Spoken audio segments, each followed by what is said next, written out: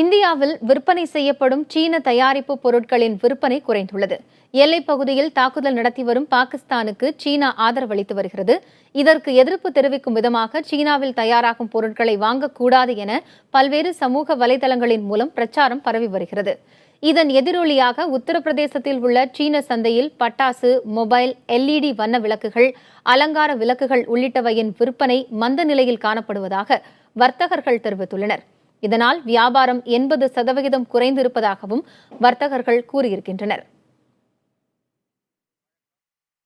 देखिए बाजार पे तो इसका बहुत काफ़ी असर पड़ा है, क्योंकि ये देश की रक्षा का सवाल है और जो चाइनीज सामान हम ले रहे हैं इसका फ़ायदा चाइना को हो रहा है। तो इस लिहाज से देखा जाए पब्लिक काफ़ी जागरूक हो चुकी है और वो चाइना के सामान का बहुत हद तक बहिष्कार कर रही है। इसका असर तो मार्केट पे पड़ रहा है काफ़ी।